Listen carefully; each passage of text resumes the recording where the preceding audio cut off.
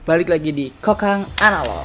Nah, gimana kabarnya para analogers? Semoga kalian baik-baik saja dan tetap motret ya, walaupun dalam kondisi stay at home seperti sekarang.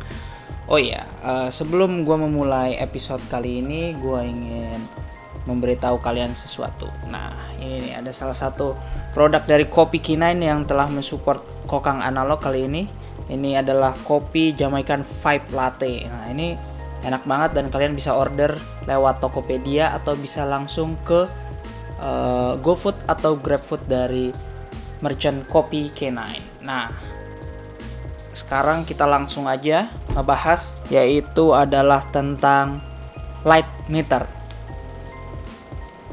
Kenapa gue mau ngebahas light meter? Karena kebanyakan para analogers yang mungkin baru mulai itu masih belum begitu paham pentingnya menggunakan light meter, apalagi di analog fotografi, karena kita nggak bisa ngelihat hasilnya seperti apa. Mungkin kalau kalian pakai digital, kamera digital, kalian bisa foto dulu, cek kalau terlalu gelap kita atur-atur lagi, kalau terlalu terang kita atur lagi. Nah, tapi kalau di film kita nggak bisa. Nah, itu pentingnya mengapa kita harus menggunakan light meter. Kita bisa menggunakan light meter yang mungkin sudah disediakan oleh kamera kita sendiri, karena kebanyakan kamera yang sudah lebih modern dia memiliki light meter. Biasanya kamera-kamera yang sudah menggunakan baterai itu semuanya sudah ada light meternya ya, karena itu fitur standar. Apalagi kamera yang mempunyai fitur untuk auto seperti shutter priority atau aperture priority, itu pasti kameranya akan menggunakan light meter. Nah, problemnya adalah di saat seperti ini nggak banyak kamera analog yang udah dibuat dari tahun 70, 80, even yang tahun 90-an itu memiliki light meter yang masih akurat. Nah, mungkin kalian tahu ada merek-merek seperti Sekonic atau Minolta juga keluarin, dan masih banyak lagi jenis-jenis atau brand-brand yang mengeluarkan light meter untuk eksternal di luar dari kamera, itu untuk mengukur cahaya. Jadi kita bisa mengukur dengan tepat segitiga exposure antara shutter speed, aperture, dan ISO yang kita gunakan. Nah, dimana kita menggunakan analog kamera itu kita menggunakan film, dimana filmnya tidak bisa berubah seperti di digital. Kita bisa ganti ISO dari 200, 300, 200, 400 atau 800. Kalian bisa ubah dengan sangat fleksibel. Sedangkan kita sekali memasukkan film roll ke dalam kamera kita, itu yang kita akan gunakan sampai film roll itu habis. Jadi ada satu jenis satu sisi dari segitiga exposure itu yang fix dan kita tidak bisa rubah selama melakukan pemotretan. Maka kita harus mempelajari bagaimana memanfaatkan dua kaki segitiga exposure yang lain, yaitu aperture dan shutter speed. Nah, ini penting. Jadi untuk memaksimalkan apa yang kita ingin dapatkan dari suatu pemotretan atau saat kita memotret, kita harus mengetahui setidaknya apa yang menjadi exposure yang tepat. Jika kita nggak sanggup atau sulit untuk mendapatkan external light meter atau spot meter dalam hal ini untuk mengetahui exposure yang tepat untuk menggunakan foto, pasti kalian ingin tahu bagaimana mensiasati itu. Nah, cara yang paling gampang adalah menggunakan aplikasi yang ada di handphone. Aplikasi yang ada di handphone ini berguna sama persis dengan spot meter yang ada di dalam kamera, yaitu kita mengambil titik di mana kita ingin memotret dan kita tentukan sisi mana yang kita mau ambil sebagai pengukuran cahayanya.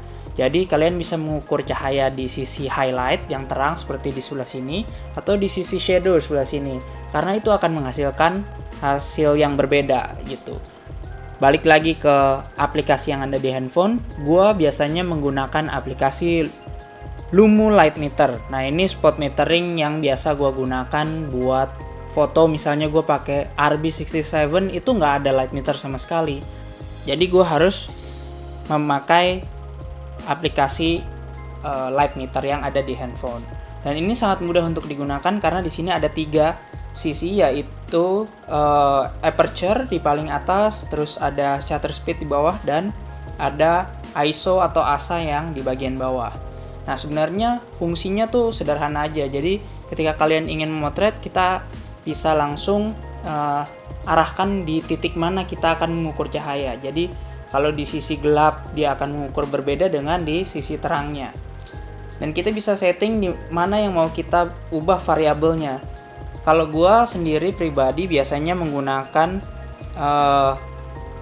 fix aperture-nya karena gue pingin dapetin depth of field yang gue inginkan. Misalnya gue mau lebih tebal di 56 atau di f8, f11, dan gue pingin tahu pakai shutter speed berapa karena ISO sudah pasti fix. Antara gue pakai 200, 400, 800, 1600 itu sudah fix, nggak bisa berubah kalau kita menggunakan film gitu. Dan selain Lumu Lightmeter ini juga ada aplikasi lain, dan ini semua gratis ya aplikasinya. Ini adalah Pocket Lightmeter. Ini sebenarnya secara fungsi sama juga, ini spot metering juga.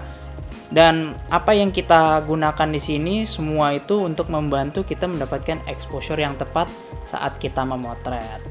Nah, paling untuk episode kali ini sekian dulu, dan kalian harus intinya mencoba. Gua akan bikin satu video follow up tentang exposure ini dan lebih detail dengan contoh serta Sunny 16. Buat kalian yang suka street photography itu pasti sering dengar apa itu Sunny 16. Dan gua akan bahas itu di video yang berbeda di episode yang selanjutnya. Nah, sampai ketemu di episode selanjutnya. Jangan lupa untuk like, comment, dan share video ini. Dan buat kalian yang mungkin baru nongkrong di Kokang Analog, jangan lupa untuk subscribe dan pencet loncengnya supaya kalian dapat notifikasi kalau ada video-video terbaru. Dan jangan lupa untuk tetap motret. Salam Kokang Analog.